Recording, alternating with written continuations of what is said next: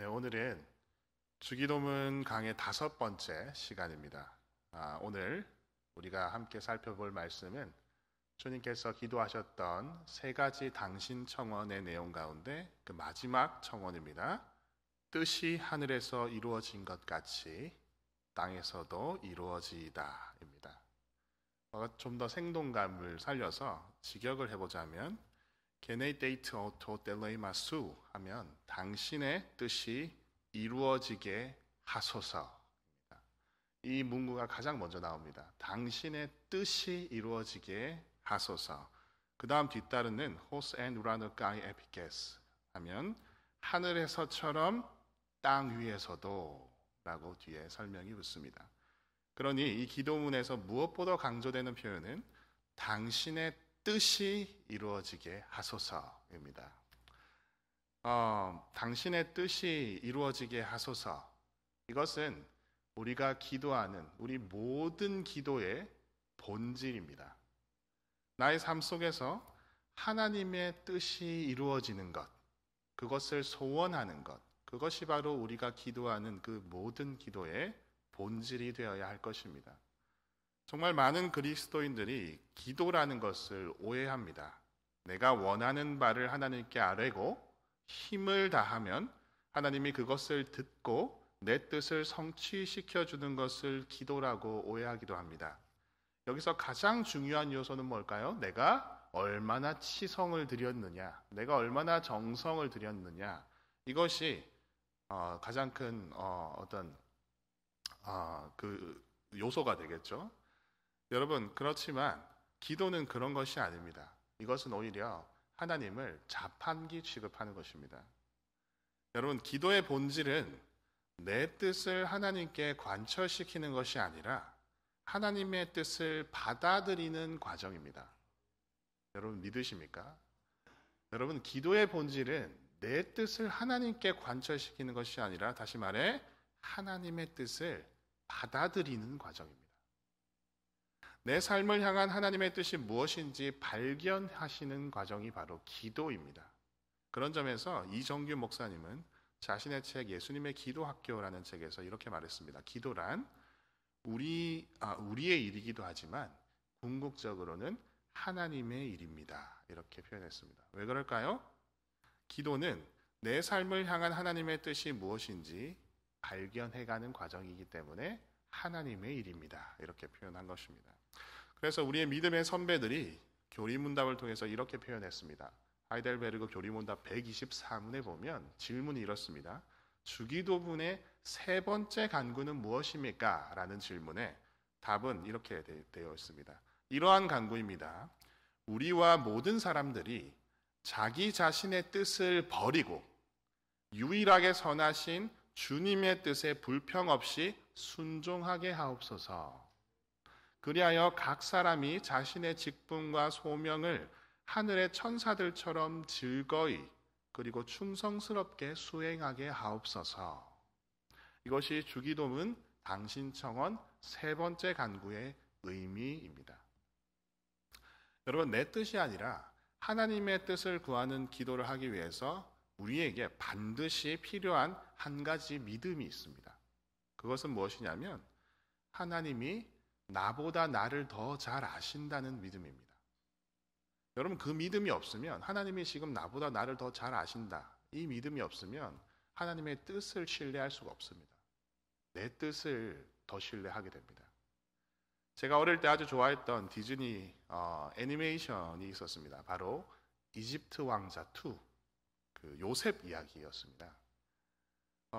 좀 고전인데요. 그 만화의 OST 그 노래가 정말 마음에 와닿았었습니다. 어린 마음에. 그 영어 제목이 You Know Better Than I 였습니다. 한국말로 하자면 당신이 나보다 나를 더 잘 아십니다 라는 뜻입니다. 요셉이 나중에 노래를 하면서 이제 그런 고백을 하는 거죠. You know better than I. 하나님이 나보다 나를 더 잘 아십니다.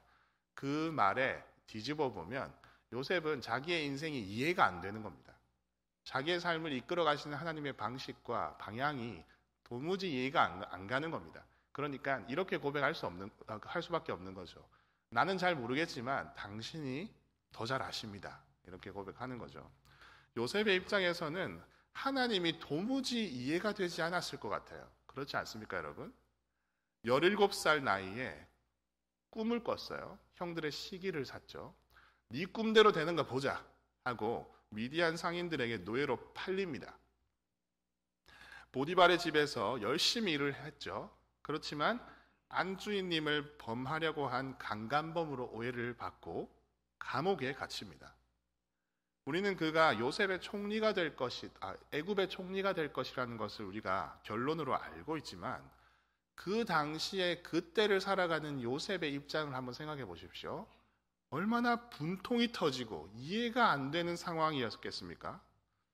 그래서 남포교회를 담임하셨던 박영선 목사님께서 하나님의 열심이라는 책에서 감옥에 갇힌 요셉의 심정을 좀 새롭게 조명을 했었습니다. 시편 105편 한번 찾아보실까요? 네, 한번 보시죠. 시편 105편 17절에서 19절까지 말씀입니다. 시편입니다.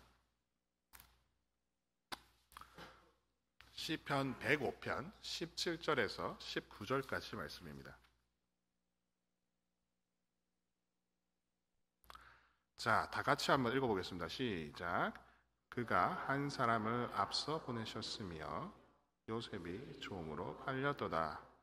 그의 발은 착고를 차고 그의 몸은 쇠사슬에 매였으니 곧 여호와의 말씀이 응할 때까지라. 그의 말씀이 그를 단련하였도다. 아멘.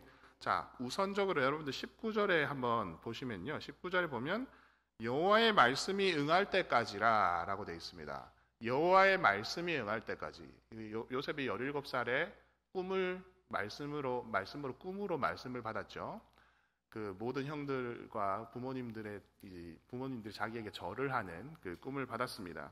근데 그 말씀이 응할 때까지 하나님이 그를 단련시키셨다라고 되어 있는데 여러분 요셉이 30살에 총리가 됩니다. 그리고 나서 바로 또 그 꿈이 응하는 것이 아니고 9년 뒤에 형들이 찾아왔을 때 자기 앞에서 머리를 조아렸을 때 그때야 비로소 요셉이 깨닫습니다. 아, 이게 그 뜻이었구나 라는 거죠. 그러니까 거진 아주 수많은 세월 동안 거의 20년 동안 요셉은 무슨 꿈인지 이해를 못했습니다. 하나님을 이해하지 못했습니다. 이후에 나중에 그걸 깨달았습니다. 그러니까 요셉이 막 꿈쟁이로서 이 꿈을 품고 살고 이렇게 한 게 아닙니다, 여러분. 그때 갔을 때 요셉이 깨달은 겁니다. 말씀이 응했을 때. 근데 여기서 이 관찰은 뭐냐면 여러분들의 성경에서도 확인할 수 있는데요. 18절 한번 보시죠. 이 보시면요. 그의 발은 착고를 차고 그의 몸은 쇠사슬에 매었다 할 때 몸에 여러분들 작게 1번 괄호 이 표기가 있을 겁니다. 그 표기를 따라서 밑에 난하주로 이렇게 내려가 보시면 1번 괄호 이 부분에 he, 그 다음 혼이라고 되어 있습니다. 찾으셨어요? he, 혼이라고 되어 있을 겁니다. 자, 여기 이게 무슨 뜻이냐면 18절에 몸이라고 번역된 이 단어의 히브리어의 원래 의미는 혼, 영혼이라는 뜻이다. 이것을 난하주로 이렇게 표현해 준 것입니다. 그러니까 실제로 이 단어, 이 혼이라고 몸이라고 표현한 이 단어가 네페시라는 단어입니다. 영혼이라는 단어입니다.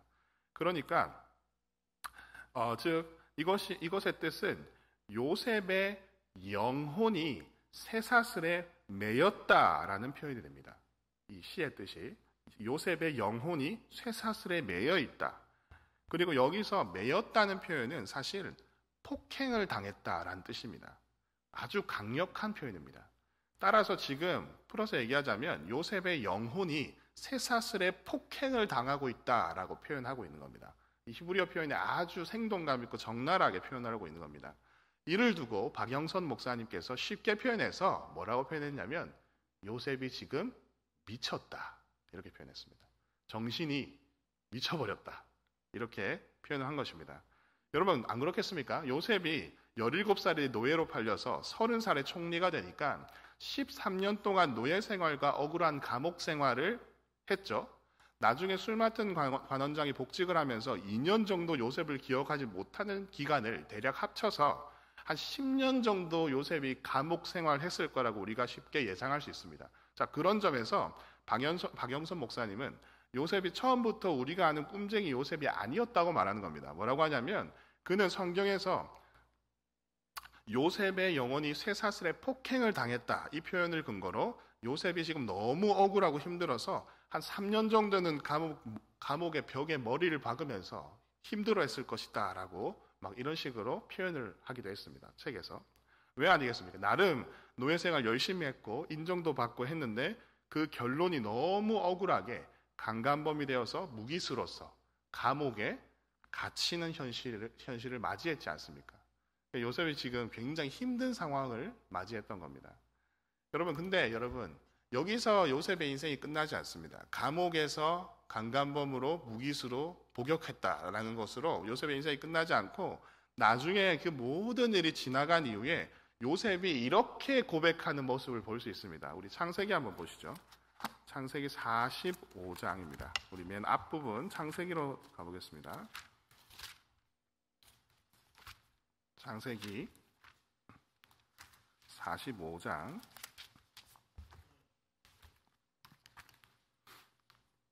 7절에서 8절입니다. 창세기 45장 7절에서 8절까지 말씀입니다.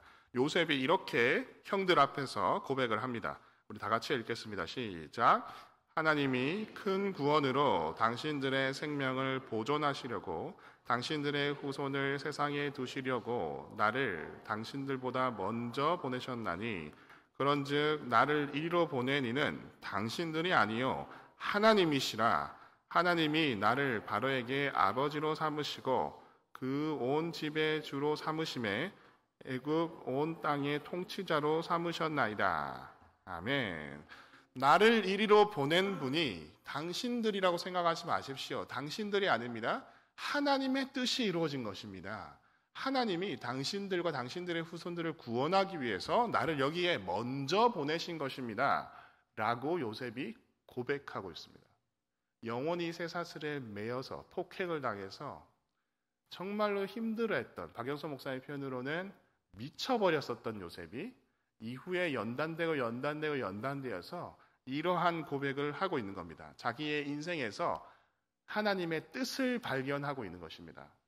하나님이 나를 먼저 이곳에 보낸 것입니다 라고 고백을 하고 있는 것입니다. 사랑하는 여러분, 우리가 하나님의 뜻을 구하기 위해서는 하나님이 나보다 나를 더 잘 아신다는 믿음이 필요합니다.